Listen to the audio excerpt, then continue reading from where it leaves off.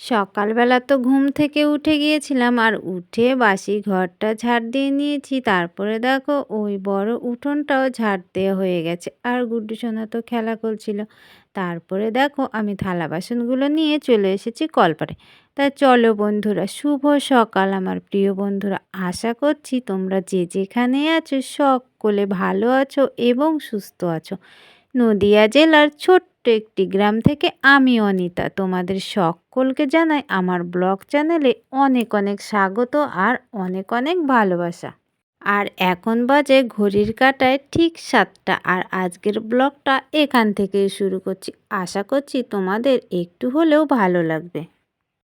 আর ওদিকে গ্যাসটা তো মুছে নিয়েছিলাম আর দেখো গ্যাসের ঝিকটাও নিয়ে চলে এসেছি।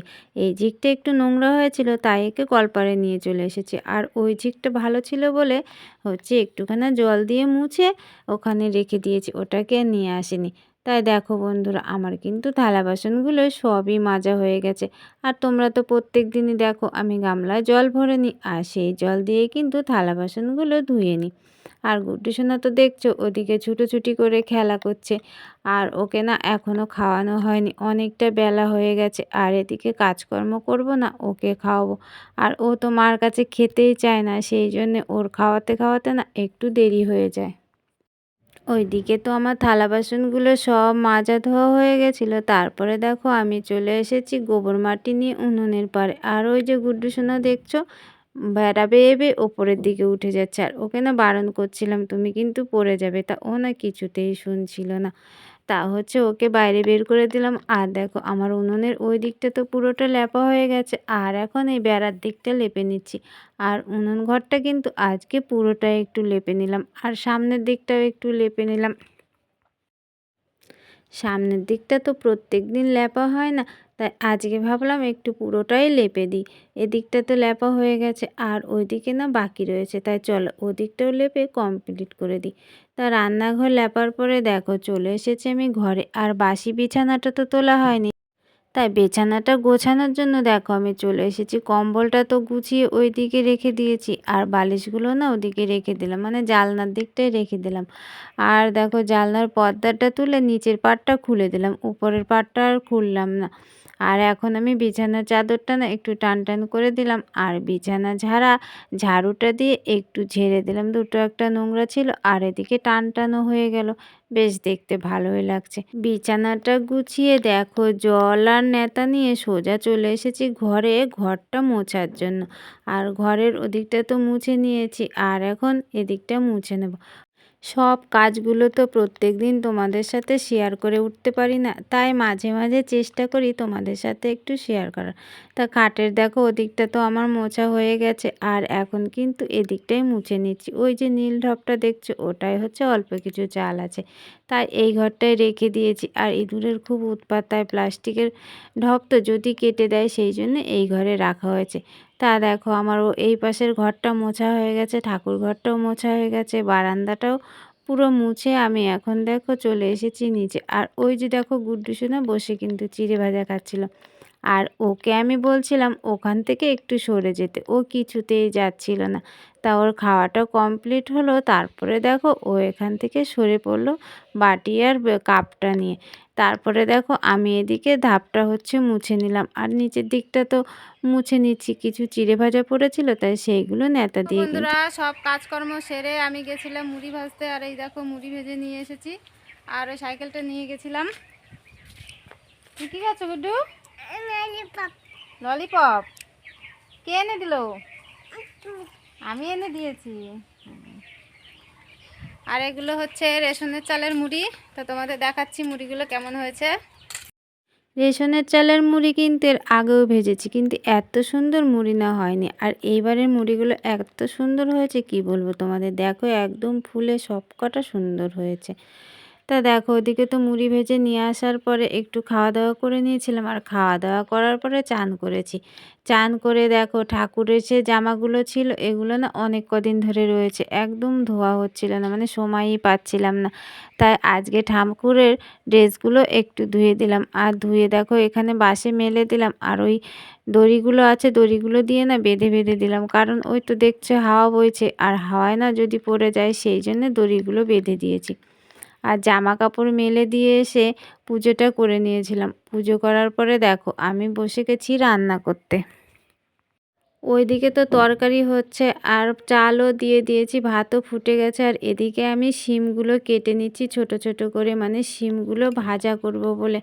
তা ওদিকে তরকারি ফুটছে বলে তাই এদিকে হাতে একটু টাইম আছে তাই ভাবলাম শিমগুলো কেটে নিই। আর আজকে রান্না হচ্ছে দেখো আলু সোয়াবিনের তরকারি আর শিম ভাজা। তরকারিতে হতে একটু দেরি আছে বলে সবজিগুলো কেটে নিচ্ছি। আর এদিকে দেখো শিমটা কাটা কমপ্লিট হয়ে গেছে আর এই অনেক কদিন আগে এনেছিলাম কুমড়ো, তা কুমড়োটা ভাজা করব বলে দেখো সাইড থেকে কেটে ফেলে দিচ্ছি। সাইডে না একটু কেমন পচে পচে গেছিলো, তা আর একদিন থাকলেই তো পুরো নষ্ট হয়ে যেত, সেই জন্য ভাবলাম আজকে ভাজা করে নিই। তা দেখো সবজি কাটতে কাটতে আমার তরকারিটা হয়ে গেছে আর তরকারিটা কিন্তু আমি নামিয়ে নিলাম। তরকারিটা নামিয়ে নিয়ে দেখো শিম আর কুমড়োটাও কিন্তু ভাজা করে নিয়েছি। আর রান্না বান্না করে তা দেখো হচ্ছে থালা বাসন হয়েছিল 2-3টে, সেইগুলো নিয়ে কলপারে চলে এসেছি আর কড়াটাও সঙ্গে নিয়ে এসেছি। তা ভাবলাম থালা বাসনগুলো মেজে নিই। থালা বাসন বলতে ওই একটা গামলা আর ফ্যান ঝরাতে দিয়েছিলাম সসপ্যানটা আর কড়াটা, এই 2-3টে থালা বাসনই, তাই ভাবলাম মেজে নিই তারপরে বাকি কাজগুলো করা যাবে। আর ওই যে দেখতে পাচ্ছ গুড্ডু তো ওইদিকে খেলাধুলো করছে আর মা হচ্ছে মার মতো ওইদিকে কাজ করছে। থালা বাসনগুলো ধুয়ে রাখার পরে আমরা খাওয়া দাওয়াটা করে নেব আর গুড্ডুকে খাইয়ে একটু ঘুম পাড়িয়ে দেবো। কেন বলো তো, দুপুরবেলা একটু না ঘুমোলে না ও সন্ধেবেলায় ঘুমিয়ে পড়ে আর একটুও না পড়তে চায় না। সেই জন্য প্রত্যেক দিন যত কষ্টই হোক না কেন গুড্ডুকে একটু দুপুরে ঘুম পাড়ানোর চেষ্টা করি। তা দেখো থালা বাসনগুলো তোমার সব ধোয়া হয়ে গেছে আর এখন কড়াটা আমি ধুয়ে নিচ্ছি। থালা বাসন ধোয়ার পরে আমরা খাওয়া দাওয়াটা করে নিয়েছিলাম আর খাওয়া দাওয়ার পরে দেখো আমি চলে এসেছি ওপরে আর নিচে তো গুড্ডু সোনা ঘুমোচ্ছে সেই জন্য মা আসেনি। এখানে কি হচ্ছে বলো তো, মুরগির ঘরটা তৈরি করব। ওই যে নিচে মুরগিগুলো রেখেছিলাম তা তো কুকুরে খেয়ে নিল, সেই জন্য ভাবলাম এখন ওপরেই করে নিই। তা আমি দেখো নিজে নিজেই চেষ্টা করছি, ধৈর্য আর ইচ্ছে শক্তি থাকলেও না মেয়েরা কিন্তু সব কাজ করতে পারে। আর এইসব কাজ তো আমার বাবাকে করতে দেখেছি কিভাবে করে। তা হয়তো খুব একটা ভালো করে পারি না, কিন্তু যাই হোক করে চেষ্টা করছি, মানে একটু করার মতো যাতে মুরগিগুলোকে একটু বাঁচাতে পারি আর কি কুকুর বিড়ালের হাত থেকে। তা ওইদিকে তো দেখো 2টো বাঁশ জোড়া দিয়ে দিয়েছি আর এদিকে 2টো বাঁশ জোড়া দেওয়ার জন্য কিন্তু পেরেকগুলো ঠুকে নিচ্ছি। গুড্ডু সোনা কান্না করছে, মা তাই ওকে আনতে গেল। তা দেখো বন্ধুরা, বিকেল থেকে তো সেই মুরগির ঘরটা মানে করার চেষ্টা করছিলাম, তাই এইটুকু কমপ্লিট করতে পেরেছি। এখন আর কতটা পারবো বুঝতে পারছি না, দেখি কতটা আর করতে পারি। আমি আর মা দুজন মিলে সেই থেকে চেষ্টা করছিলাম, মানে কিছুতেই করে উঠতে পারছিলাম না। তা অনেক চেষ্টার পর মানে মোটামুটি করতে পেরেছি। আর কি বলতো, বাচ্চাগুলো না নিচে রাখা যাবে না, সেই কুকুর এসে তো একবার নিয়ে গেছে, ও এখন বারবারই আসবে আর কতক্ষণ নজরে নজরে রাখবো বলো। সেই জন্যই হচ্ছে এই প্ল্যানটা করেছি যে ছাদের উপর ঘরটা করে দেবো যাতে কুকুর বিড়ালরা না আসতে পারে আর সবসময়, তাহলে আর পাহারাও দিতে হবে না। সকালবেলা ছেড়ে দেবো আর সন্ধ্যেবেলা তুলে দেবো, তাহলে হয়ে যাবে। আর এই দেখো আমাদের আম গাছ, ওই যে আম গাছে সবে মাত্র মুকুল আসছে অল্প অল্প, আর এই গাছটায় তো প্রচুর আম হয়েছিল। এইবার মনে হচ্ছে আর খুব একটা বেশি হবে না। আর এই যে সজনে গাছ, এই দেখো কত সজনে ফুল হয়েছে। এখান থেকে সজনে ফুল নিয়ে সেই দিন ভাজা করেছিলাম দেখো। তা এদিকে দেখো গুড্ডুকে একটু নামিয়ে দিয়ে আমি এদিকে চেষ্টা করছি পুরোটা কমপ্লিট করার জন্য। আজকে যতটা পারি করে রাখবো, তারপরে হয়তো পরে করব। তা হচ্ছে অনেকটাই করতে পেরেছি, মানে আর একটুখানি করলে পরে পুরোটাই কমপ্লিট হয়ে যাবে। তা মাকে বললাম একটু ধরার জন্য, আর গুড্ডু তো এখানে খেলা করছে, মানে ভয়ও লাগে, ছাদটা খোলা, গুড্ডু তো খুব দুরন্ত। তা ওইদিকে দেখো আমি পেরেকটা ঠুকে দিচ্ছি আর 2-4টে হচ্ছে মারলে পরে বাস, তাহলে কমপ্লিট হয়ে যাবে। সব কাজ হয়তো পারি না, কিন্তু মোটামুটি চেষ্টা করলে করি। মানে নিজে করছি বলে নিজের প্রশংসা নিজে করছি না। মানে বাবাকে দেখেছি অনেক কিছু করতে, তো বাবার সাথে থেকে থেকে কিন্তু আমিও অনেক কিছু শিখে গেছিলাম। তাই এখন বাবা তো নেই, তাই সেগুলো করার চেষ্টা করি আমি। তো দেখো ওপরে তো ঘর যাই হোক একটুখানি কমপ্লিট করে রেখে এসেছি, আর বাকিটা রয়েছে কালকে করব। আর দেখো এদিকে প্রায় সন্ধে হয়ে গেছে, নিচে চলে এসেছি উঠোনটা ঝাড় দেওয়ার জন্য। আর এখন কিন্তু উঠোনটা ঝাড় দিয়ে নিচ্ছে। আর ওইদিকে দেখো মাও কিছু কাজ করছে, আর গুড্ডু সোনা ওইদিকে খেলা করছে। তা আমাদের পুরো উঠোনটা তো ঝাড় দেওয়া হয়ে গেছে। আর এদিকে দেখো আমি কলপাড়ের দিকটা একটু ঝাড় দিয়ে নিচ্ছি। আর বিকেলবেলা ঝাড় না দিলে না হয় না, মানে এতটা পরিমাণে গাছের পাতা পড়ে কি বলবো তোমাদের। তো ঝাড় দেওয়া তো কমপ্লিট হয়ে গেছে। দেখো বিকেলবেলা তো সেই মুরগির ঘরটা বানাচ্ছিলাম, সেই ঘরটা বানিয়ে মানে বানাতে বানাতে সন্ধে হয়ে গেছিল। তারপর উঠোনটা ঝাড় দিলাম, থালা বাসনগুলো মেজে আর সন্ধে টন্ধে দিয়ে তারপরে দেখো আমরা গেছিলাম একটু বাজারের দিকে। আর বাজার থেকে এখন আসলাম। বাজারে দেখো আনতে গেছিলাম